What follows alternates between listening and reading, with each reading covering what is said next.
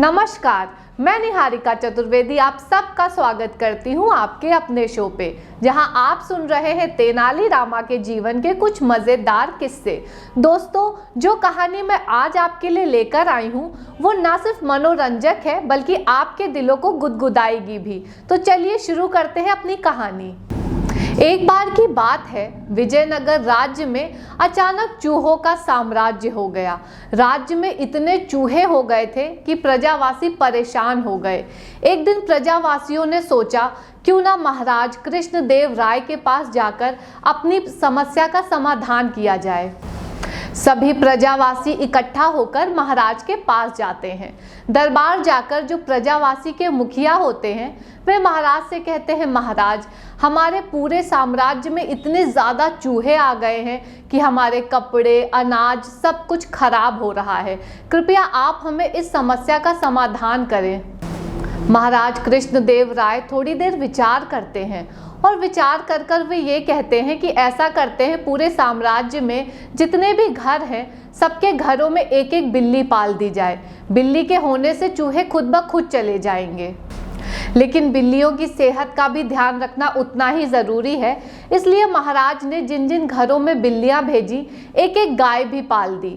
महाराज ने तेनाली रामा को भी एक बिल्ली और गाय दोनों दी। धीरे धीरे बिल्ली की वजह से चूहे घर से गायब होने लगे।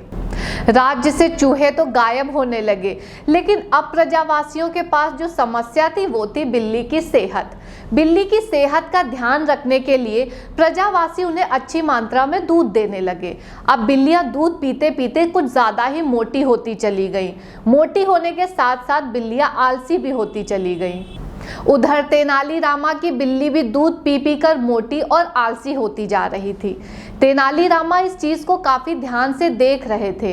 तेनाली रामा एक दिन एक योजना बनाते हैं और वे बिल्ली को काफ़ी गर्म दूध देते हैं। वह दूध पीते ही बिल्ली वहाँ से भाग जाती है।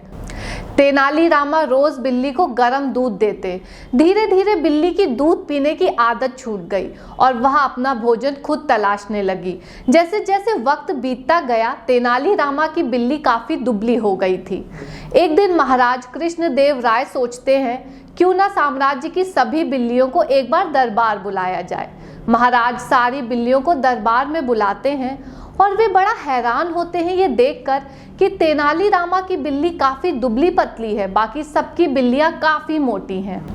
तेनाली रामा की बिल्ली को देखकर महाराज तेनाली रामा से पूछते हैं, तेनाली, तुम्हारी बिल्ली तो काफ़ी दुबली पतली है, लेकिन प्रजावासियों की बिल्लियां तो काफ़ी मोटी हैं। आखिर तुम्हारी बिल्ली इतनी पतली कैसे? तेनाली रामा महाराज से कहते हैं, महाराज, मेरी बिल्ली भी दूध पीकर काफ़ी मोटी हो गई थी। मोटी होने के साथ साथ बहुत आलसी भी हो गई थी। एक जगह से दूसरी जगह जाना भी उसे खलता था। ये देखकर मैंने ये निर्णय लिया कि क्यों ना अपनी बिल्ली का दूध बंद कर दिया जाए। ये सुनकर महाराज को यकीन नहीं होता। महाराज दरबारी से दूध मंगाते हैं और कहते हैं कि देखते हैं तेनाली की बिल्ली दूध पीती है या नहीं। दरबारी वहाँ पर एक दूध का कटोरा लाता है।